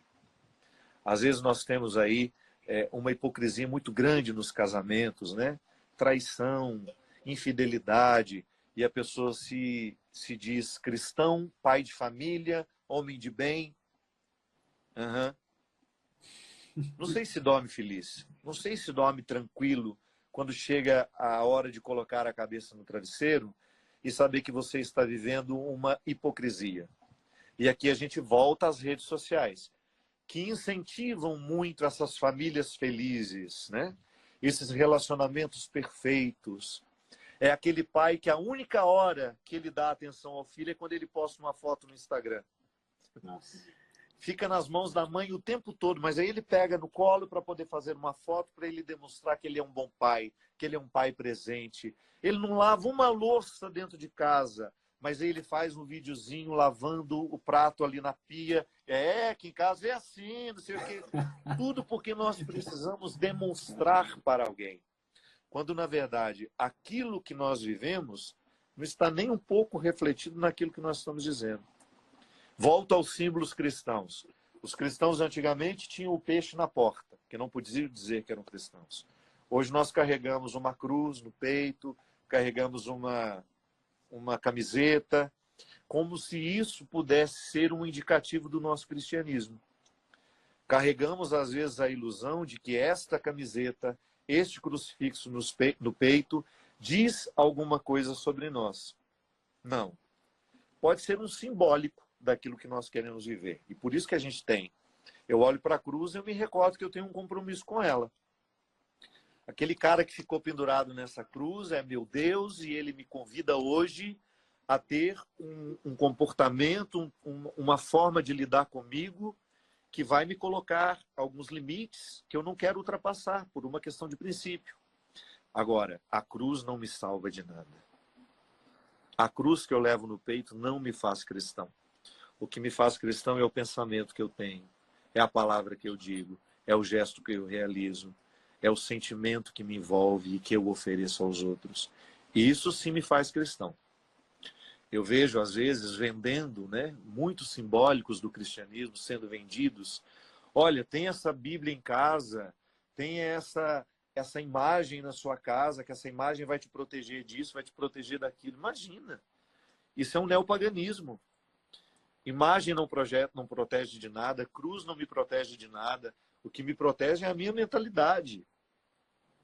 É o quanto cristão eu sou que me protege. Então, se eu tenho uma imagem bonita na minha casa, porque me lembra a mãe de Jesus, ou porque me lembra o santo que eu tenho uma devoção, ou se eu tenho a cruz porque me lembra o crucificado, tudo bem. Mas eu não posso interpretar estes simbólicos com poder de salvação. Não tem. O poder de salvação é a maneira como eu penso, a maneira como eu sinto, a maneira como eu ajo. Eu acho que há um itinerário de transformação da mentalidade, Cacá, que eu costumo dizer que são 3 pilares. A transformação do que pensamos, a transformação do que sentimos e a transformação do que falamos.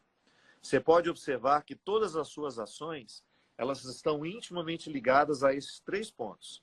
O que você pensa, o que você fala e o que você sente. E essas 3 dimensões é que precisam de conversão. Eu preciso transformar o que eu penso, e às vezes eu transformo o que eu penso a partir do que eu falo. Eu preciso transformar o que eu sinto, mas às vezes eu preciso transformar primeiro o que eu falo. Uma pessoa pessimista, por exemplo, ela não vai transformar a sua mente sem antes transformar a sua fala. Se eu não faço um esforço para modificar o discurso pessimista que eu faço diariamente, dificilmente eu vou ter a transformação da minha mente. Dificilmente a minha mente deixa de ser pessimista e passa a ser otimista. Então, pela palavra, nós transformamos o pensamento e o sentimento. E não sei em que ordem. Depende. Depende muito de cada pessoa. Há pessoas que são mais facilmente transformadas pelo pensamento e depois transformam o que sentem. Ou existem pessoas que são mais facilmente transformadas, primeiro pelo sentimento, e depois passa a pensar de uma forma também transformada. Mas o fato é que as 3 instâncias precisam ser convertidas diariamente. Se eu não converto o que eu falo, se eu fico falando sempre as mesmas asneiras, eu dificilmente vou ter um sentimento diferente. Se eu não converto as minhas palavras, posso esquecer, não vou ter uma mente transformada também. Eu acho que esse esforço é diário, porque não é a cruz que me converte disso, sabe? Não é o símbolo que eu tenho no peito que vai fazer eu sentir diferente, eu pensar diferente, eu falar diferente. Mas é a minha reflexão, é aquilo que eu trago vivo dentro de mim, enquanto um compromisso com o outro e comigo e com Deus. Acho que essas 3 dimensões da nossa conversão são... E Jesus salientava demais tudo isso na convivência com os discípulos. Ela parte da palavra, parte de Cristo sempre e de dentro para fora. A palavra tem um simbólico muito importante na nossa vida. O livro que eu estou lendo influencia a maneira como eu penso. Aquilo que eu digo ao outro... Só um fato. Eu tenho um irmão, né, o Rodrigo, e ele gosta muito de ler também, e a gente passou férias em um lugar e ele levou um livro de negócios. Leu esse livro e tal, ficou um pouco agitado nas férias. Aí esse ano a gente foi para o mesmo lugar, fomos para as férias em família. E eu falei, e aí, Di, você vai levar algum livro? Ele falou, já separei meus livros, mas não vou levar nenhum de negócio, porque eu estou indo de férias, eu leio o livro de negócios, eu quero abrir 200 novos projetos. Empresas. Então, então só ilustrando um pouco disso que você está falando, que é uma grande verdade. Aquilo que a gente lê, com certeza tem uma influência muito grande na gente. O meu irmão deu esse exemplo que para mim serviu muito também. Faz uma diferença enorme o que nós escolhemos ler, o que nós escolhemos ouvir. Você pode observar que o mundo é o tempo todo feito de palavra. Você não está ouvindo a palavra, mas você está lendo-a. E mesmo quando eu não leio, eu a escuto com uma voz. As legendas do Instagram, tem muita gente que brinca comigo. Será que é só eu que fico lendo essas legendas que o senhor faz dos bichinhos, imaginando o senhor fazendo a voz de todos eles? Eu falei, não, porque esse é o objetivo da comunicação. As palavras, mesmo quando escritas, elas têm uma voz. E você escuta a voz daquele que escreveu. Se você não conhece a voz de quem escreveu, você inventa uma dentro da sua cabeça. Eu gosto de ler algumas coisas mais sérias ouvindo a voz da minha mãe. Eu gosto de ouvir a voz da Nélida Pinhon, que é uma escritora que eu admiro muito. Então, algumas coisas eu gosto de ouvir com vozes específicas, porque tem uma autoridade em mim, sobre mim. Então, essa experiência de ter a voz me dizendo uma palavra, nos mostra o quanto que a palavra tem força na nossa vida. O quanto que... Não é à toa que o Verbo se fez carne. Jesus é a palavra de Deus. E se nós quisermos ter acesso a Deus, nós temos que necessariamente conhecer Jesus, que é a palavra dele. A nossa verdade cristã. Nós estamos o tempo todo conhecendo a verdade, que é Deus, a partir da palavra que nos é dada, que nos é dita por Jesus. Então, isso é fundamental no processo de crescimento e de conhecimento. O meu amadurecimento. Então, quando nós falamos de conversão, nós estamos dizendo também sobre a palavra que nós ouvimos. A gente se transforma naquilo que a gente escuta, Cacá. Por isso que é tão perigoso a gente escutar qualquer coisa, a gente se deixar influenciar por qualquer um. Porque essa situação vai interferir diretamente na nossa vida. Vai interferir diretamente na qualidade da nossa pessoa. Vou tentar virar para cá. Será que o sinal continua valendo aqui? Eu agora já estou tomando chuva. Que vai agora. Padre, você falou das bancadas políticas aí. Você já teve propostas para entrar na política? Já tive convite para tudo, para ser senador, para ser deputado, para ser presidente da República. Você acredita que uma vez um senhor muito sério, um empresário, não vou falar o nome porque não vê o caso, mas ele fez uma comitiva, veio me encontrar, dizendo que precisava muito que eu aceitasse. Pô, meu querido, eu não sei administrar nem a minha vida. Imagina administrar um país. Eu não tenho capacidade para isso. Admiro quem tem. Eu não tenho saúde emocional. Pega a cadeirinha para mim. Eu não tenho saúde emocional para ser governante. Há uma vocação específica para isso, né? Não se transfere, a aptidão não se transfere. O cara é artista, ele vai ser presidente. Não se transfere. Pode ser que ele seja um bom presidente, porque ele tem capacidade para isso. Mas não é porque ele é artista que ele será um bom presidente. O fato de termos uma aptidão não diminui caminhos, né? Não modifica a nossa competência. Mas tem gente que acredita que tem, né? Porque eu sou padre, porque eu tenho uma comunicação atuante dentro das redes sociais, porque eu sou bastante conhecido, que eu teria condições de assumir um cargo político. Não, eu não tenho vocação para isso. Eu acho que a política é uma vocação muito específica, que eu não tenho. Admiro quem tenha, mas eu não tenho. Já lhe convidaram também ou não? Não, já sondaram, mas eu também, a princípio, não gostaria.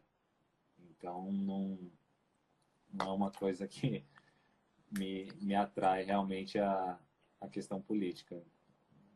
A gente muda tanto também, né? Eu não sei se para frente isso eu teria algum interesse, mas precisa ser um interesse sempre muito voltado para ajudar mesmo o país, né? Eu acho que o interesse ali, acho muito interesse político voltado para o eu e menos para o que realmente interessa de povo. Enfim, sei muito pouco, é isso que você está falando, sei muito pouco sobre política nesse aspecto. Acho que precisa ser mesmo político, precisa ter uma carreira, precisa ser vocacionado para isso, e acho que não é muito igual eu estou dizendo. Pode ser que um jogador de futebol seja um excelente presidente da República.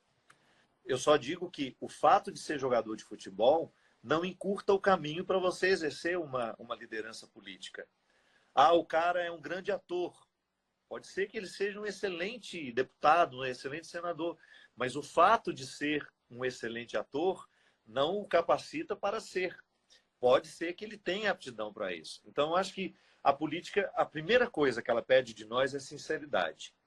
Eu acho que é de uma hombridade enorme a gente reconhecer coisas para as quais nós não nascemos. A identidade é um processo de afirmação, mas você não pode esquecer que há um processo de negação em tudo aquilo que você afirma. Quando eu digo eu sou isso, naturalmente eu estou negando um monte de outras coisas que eu não sou. A afirmação que eu faço, eu sou o Padre Fábio de Mello, nega naturalmente que eu não sou marido de ninguém, que eu não tenho esposa nenhuma, que eu não sou pai de ninguém, biologicamente. Então, isso é muito interessante. Quando eu digo eu não posso fazer isso, eu também estou me permitindo a fazer aquilo que eu realmente posso. E quando eu digo eu não posso fazer isso, eu estou sendo sincero com uma condição que eu identifico sendo fundamental. Eu acho que não dá para ir para a política se eu, de fato, não tenho uma aptidão para isso. Eu tenho amigos meus que desempenham outras funções e que eu sei que são bons políticos, são naturalmente bons políticos. Podem fazer grandes coisas pelo país. Eu não estou aqui para julgar ninguém. Agora, eu, pessoalmente, se um dia você me vir candidato a alguma coisa, Cacá, você me dê um remédio, me põe para dormir, me chame a atenção, que eu não estou em pleno estado de saúde mental. Padre, estou precisando de ajuda. Conta pra gente seus sonhos. Você tem sonhos? Quais são os seus sonhos? Não, Os meus sonhos? Ser aposentado. Deixa eu direcionar esse sonho para, não vamos dizer para a política, mas qual o sonho que você gostaria de ver no nosso país, no Brasil? Não, primeiro o meu é ser aposentado. Acho ótima a vida de aposentado. Desde menino, quando perguntava o que você quer ser quando crescer, eu falava aposentado. Eu acho linda aquelas pracinhas cheias de idosos. Eu tenho um carinho enorme por idoso. Enorme. Não é que eu não gosto de criança, gosto de criança. Mas é mais fácil encontrar gente que gosta de criança do que gente que gosta de velho. Então, já tem muita gente gostando de criança, eu deixo que eles tratem as crianças. Eu tenho um enorme carinho. Nesse seu processo como padre, como que funciona para uma aposentadoria? Ah, não, isso eu falo brincando. Como padre, não aposento nunca, né? Chega, não tem... Não, se eu estou na praia, eu... Ô, Padre Fábio, estou aqui doente, vem cá visitar para mim. É sempre assim, não me importo não, é uma condição de vida. Quando eu brinco assim, a aposentadoria é um lugar, eu pessoalmente interpreto como um tempo em que você já cumpriu todas as suas obrigações.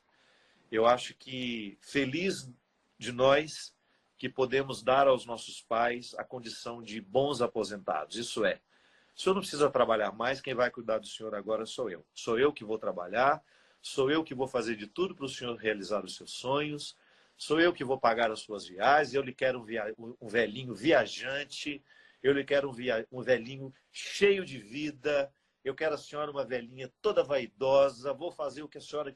Vou pagar a cirurgia plástica que a senhora quiser para a senhora ficar cada vez mais bonita. Eu acho lindo em quem faz isso pelos pais.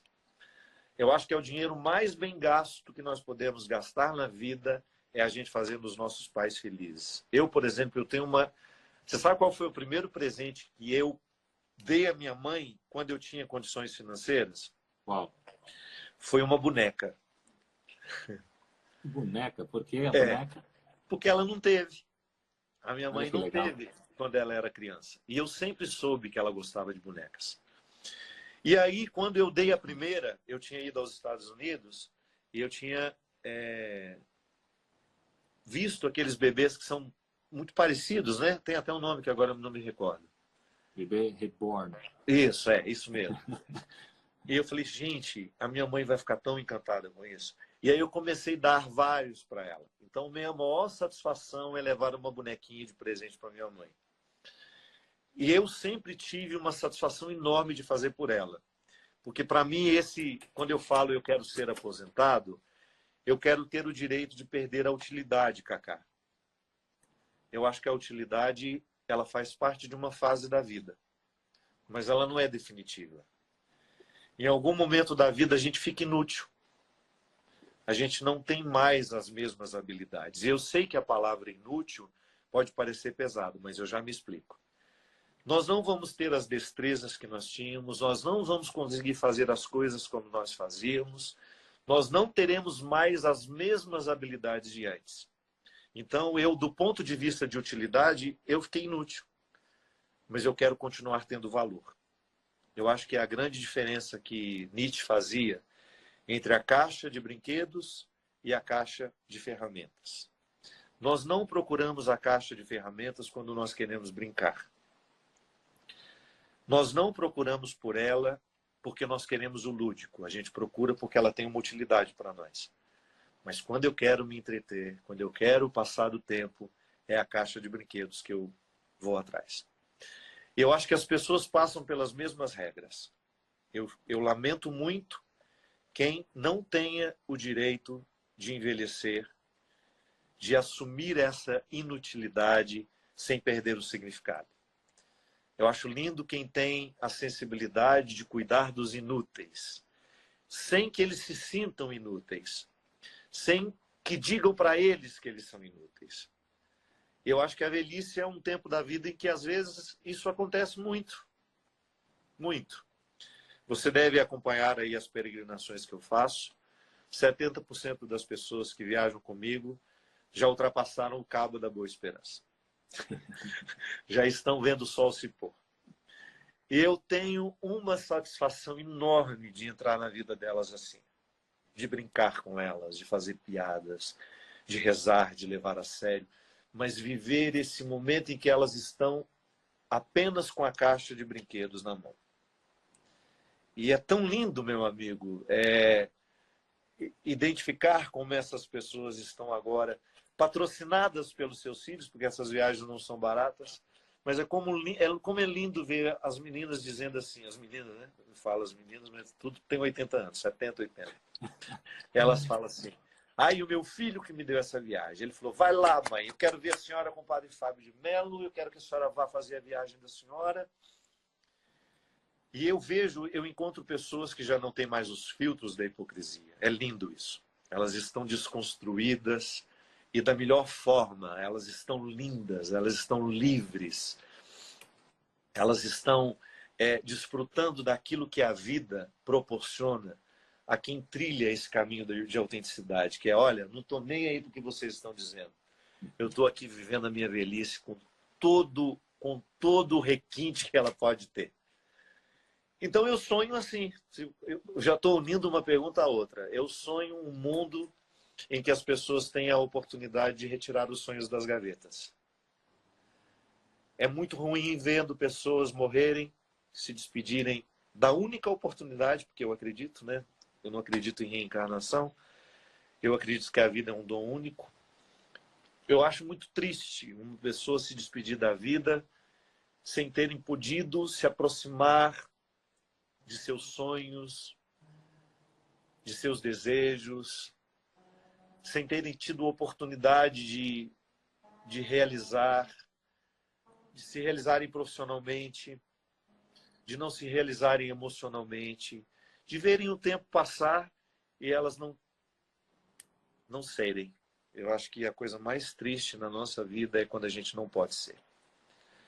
Eu, como um homem que trabalha com o discurso da fé, né, com a evangelização o tempo todo, eu acho que Jesus o tempo todo nos chama a ser, a sermos. Em nenhum momento ele convida a ter. Se por acaso a gente tem, que o que a gente tem seja para nos ajudar a ser. É igual eu dou o exemplo dos filhos que pagam as viagens para suas mães. É a forma mais honesta de gastar o dinheiro, é realizando o sonho de alguém. Como eu, não preciso ficar dizendo, eu também realizo o sonho de muita gente e tenho satisfação, tanto quanto alguém realizava o meu. Para mim é uma alegria enorme quando eu sinto que eu despertei em alguém a capacidade de sonhar. Maravilhoso. Queridão, demais. Então, quase 2 horas de Quase bate-papo 2 aqui. horas. Que delícia. Daqui a pouco o Instagram contrata a gente. Daqui a pouco o Instagram contrata a gente. Então, só para terminar, uma mensagem nesse momento tão difícil, né, que a gente vem atravessando, decisões tão difíceis dos nossos líderes aí, como equilibrar essa balança, saúde financeira, saúde física, saúde mental, realmente a saúde em primeiro lugar nesse momento, mas em várias áreas diferentes, né? O que deixe uma palavra. Nós nunca vivemos isso, né? Nós nunca tivemos uma situação assim. Então é natural que os nossos governantes também não saibam direito o que deve ser feito. Nós estamos entre os economistas e os cientistas. Eu acho que nós precisamos ouvir um pouco dos dois lados, mas de maneira muito especial os cientistas, neste momento, sobretudo nesses primeiros dias. Eu sei que não sair de casa é impossível para algumas pessoas, mas para quem isso for possível, fique. Extraia ao máximo dessa possibilidade de você, neste momento, cuidar de maneira especial dos mais frágeis. E nós que podemos ficar em casa, sejamos. Não há outra forma de viver este momento a não ser sendo. Descobrindo ao máximo o que este confinamento está fazendo, está lhe proporcionando. Hoje nós falamos muito que Deus tem uma preferência pelos mais fragilizados, pelos que não entram pela porta da frente. Eu tenho percebido muitas pessoas que nem religiosas são, me propondo, padre, faça uma missa, transmita uma missa, faça uma oração com o povo. Eu tenho achado interessante que o confinamento tem despertado muita gente para a necessidade de transcender, saírem de suas estruturas, às vezes tão precárias, tão miseráveis, para um entendimento mais nobre, para conhecer mesmo essa experiência religiosa que nos une a Deus. Sejamos, não perca a oportunidade de viver esse confinamento sem recrutar o que você tem de melhor. Busque boas influências neste tempo. Exerça a maneira mais respeitosa de amar alguém, que é cuidando para que ela não se contamine. Este vírus é cruel com quem tem mais idade. Este vírus é cruel com quem tem saúde debilitada. Eu sei que eu posso até passar bem por ele, mas eu não quero pegá-lo porque eu tenho uma idosa de 98 anos aqui em casa. Eu não posso permitir que esse vírus entre dentro da minha casa, porque nós queremos essa velhinha durante muito tempo com a gente. Nós queremos celebrar os 100 anos dela. Então, por um respeito que eu tenho àqueles que não podem pegar, eu estou fazendo de tudo para não pegar também. Vamos redobrar os nossos cuidados, vamos fazer de tudo para que nós tenhamos uma forma muito concreta de amar as pessoas que precisam do nosso zelo. A minha mãe está trancada dentro de casa. E eu sei que eu não tenho como colocá-la dentro de uma bolha. Mas aquilo que eu posso fazer por ela, hoje eu tenho feito.